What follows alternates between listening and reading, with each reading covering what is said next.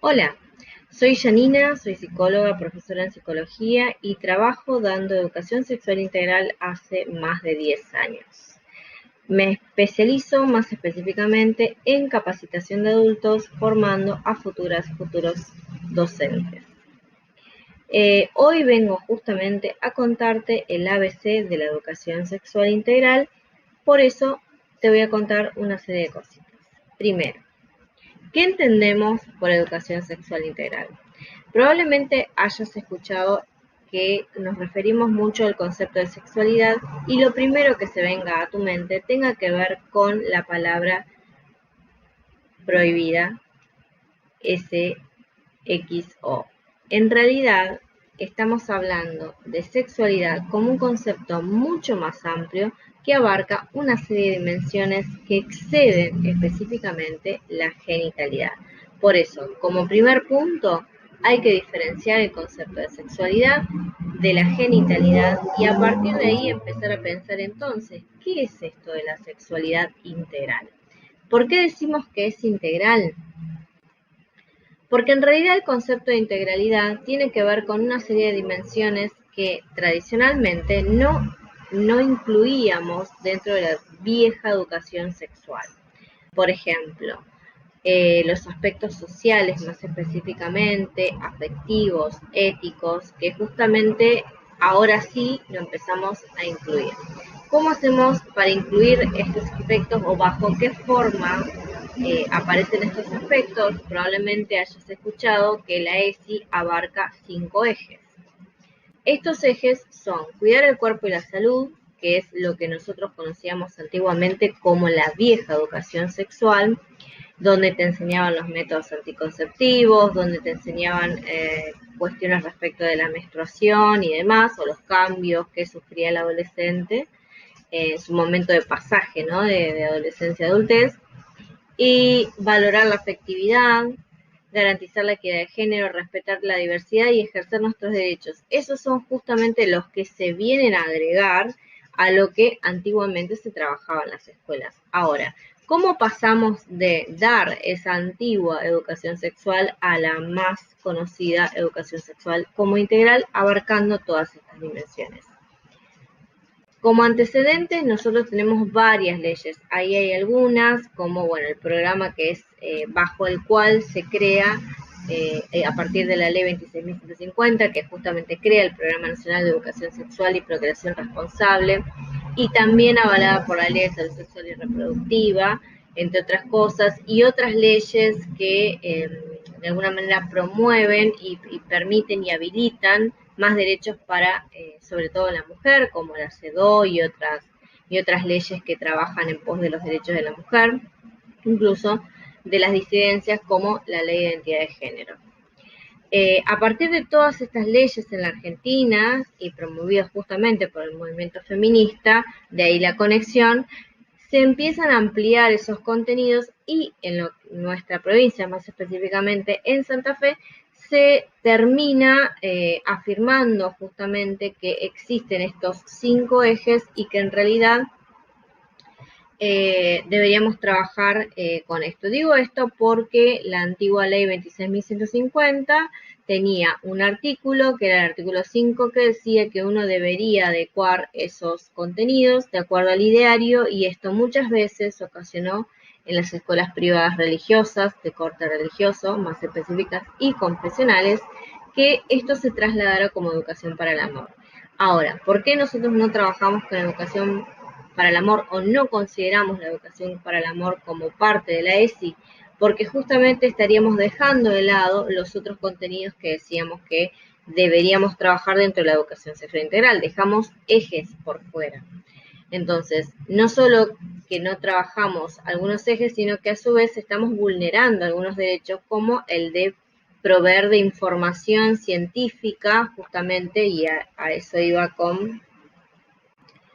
eh, con esta parte, con todas estas dimensiones, siempre dentro de un marco científico. Por eso siempre estamos hablando, por ejemplo, de estudios de la mujer, estudios de género, siempre estamos trabajando con un marco específicamente científico. Entonces, una vez que se entiende y que entendimos qué es la ESI y qué era antiguamente la ESI y que ya no es más la ESI, vamos a romper un poco los mitos que probablemente has escuchado si has transitado algunas de esas instituciones en las cuales no se da ESI, como se debería. Primero, se suele decir que la ESI excluye a la familia, o sea que a partir de dar educación sexual en las escuelas, entonces la familia no debería encargarse de eso. De hecho, no hay nada más erróneo porque de hecho hay una revistita que se trabaja específicamente con la familia o que se da para trabajar estas temáticas con la familia. Lo único que hacemos es aportar justamente conocimiento científico y laico y después la familia lo adaptará de acuerdo a sus propios valores y creencias. Pero sí es nuestra obligación justamente brindar ese conocimiento científico y despojado de cualquier tipo de creencias. También se suele decir que los padres pierden la patria potestad y esto es una confusión muy común justamente porque hubo una modificación en el Código Civil a partir del cual no hablamos de patria potestad, sino que hablamos de una responsabilidad parental y de una corresponsabilidad como agentes del Estado, me refiero a los docentes, bajo la Ley de Protección Integral de Derechos de Niños, Niñas y Adolescentes. Entonces, en este sentido, acá lo que ponemos como eje es uno de los ejes de la ESI, que es el eje justamente de los derechos. En ese sentido, está bueno recalcar entonces que no solo los niños no son propiedad de nadie, porque son justamente sujetos de derecho. Es decir, que son sujetos de derecho no es ir un poco más allá de la Convención Internacional de los Derechos del Niño y decir que en realidad no solo tienen derechos, sino que son sujetos que ya por ser sujetos nacidos en nuestro territorio, gozan de esos derechos, entre otros justamente el de recibir esta información científica y bien informada sobre educación sexual integral, que está avalado, entre otras, por la Ley de Educación Sexual, la Ley de Educación Sexual y la Ley de Procreación Responsable, incluso la Ley de Educación Nacional. Otro de los mitos que se pueden llegar a escuchar es que la ESI es una doctrina. Y en realidad el concepto de doctrina hace referencia a una ideología, o también probablemente lo hayas escuchado de esa manera, de que es una ideología, y una ideología y una doctrina hacen referencia a creencias que tienen su base en valores y probablemente en creencias religiosas. Por eso no tiene nada que ver con lo que nosotros trabajamos, porque trabajamos con conocimiento justamente científico, probado, validado, por la ciencia dentro del país y el mundo, porque en realidad tiene un marco también internacional. O sea que no sería para nada una creencia. Que respetamos las creencias de cada familia, por supuesto, pero al interior de la escuela, como enseñamos matemáticas y también son ciencias, también la ESI está dentro del marco de la ciencia. O al menos así queremos trabajar nosotros.